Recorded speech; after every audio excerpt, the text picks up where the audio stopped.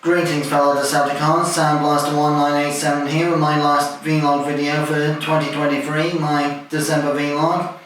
Today I'll be looking over the reasons why Megatron, Shockwave, 6-shot, Quick Switch and other larger transformers can't turn into gun-like alternate modes anymore.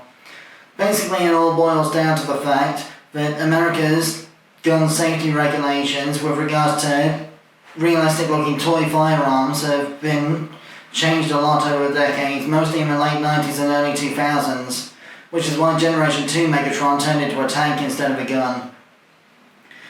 It all started because the Takara Micro-Change toy line created the figure we would later know as the original G1 Megatron as a realistic Walther P38 pistol with the scope, stock and silencer upgrade kit from the Man from U.N.C.L.E. spy TV show being released as a separate version of that figure, which would later go on to be Megatron's main form.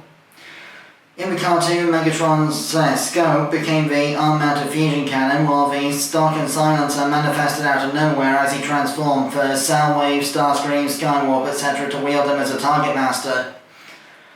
About 4 years before the Target Master concept was even named as such by the Headmasters and Target Master story arc. Shockwave, on the other hand, was stuck on Cybertron, maintaining Decepticon control of the planet in Megatron's absence. Therefore, he never arrived on Earth, so he never had the realistic look of a gun alternate mode. However, he does have a Astro Magnum Radio Shack style futuristic ray gun mode. There's also a famous animation error in the Search for Alpha Trion in which he wields a miniature version of his own gun mode as a Target Master weapon, which is why the Masterpiece MP29 Shockwave comes with a miniature version of the Shockwave gun mode accessory. Then of course there's the Decepticon Ninja Consultant 6-shot, who has 6 alternate modes, one of which is a handgun for other Decepticons to use, and his Autobot son Quick Switch also has the same gimmick. Although obviously these being futuristic or Cybertronian in nature, they don't look as much like normal handguns and can easily be, disguised as a submarine with a few additional parts by flipping it upside down. So the, trigger handle is now a conning tower or bridge of some sort, which has also been the main get-around Shockwave has used in the past few years. However, tanks are not the only alternate modes Megatron and Shockwave have used to get around the gun laws. They have also been known to turn into, Megatron has turned into various space jets, realistic Earth jets, and so on and so forth, in addition to, obviously, purple dinosaurs, dragons, and that kind of thing, as well as the occasional helicopter or such like. And then, of course, Shockwave, in addition to his multiple Cybertronian tank modes, has also been known to turn into a satellite space laser, submarines and various other things, as well as being the Target Master for the Bruticus set from the Combiner Wars line. Of course, 6-shot and Quick Switch, Great Shot and 6-Night have all not been very popular in recent years for toy remakes, apart from the Takara Legends Retool of the Times Return 6-shot mold. But they too have had to get rid of the gun mode by making it a submarine instead.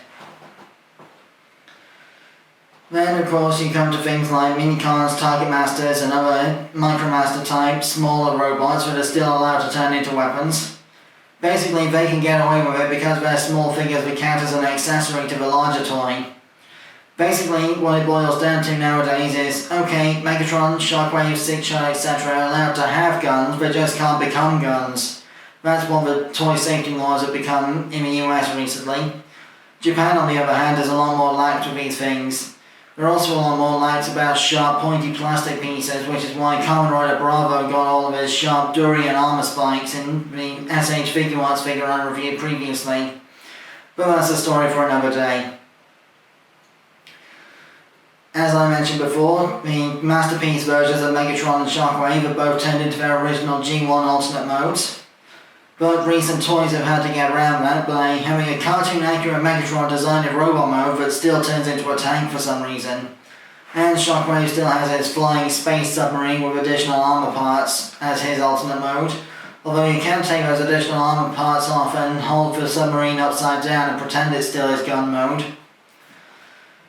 The inspiration for this vlog mostly comes off the back of a new Nemesis Bridge 4-pack of Megatron, Shockwave, Soundwave and Laserbeak, with a repaint of the Decepticon throne that came with Coronation Starscream, which features a cartoon-accurate Earthrise Megatron retool, the cartoon-accurate Earthrise Netflix Soundwave with a red visor, a repainted Netflix Laserbeak, and a toy-accurate Siege Shockwave minus the armor parts that came with a Siege figure.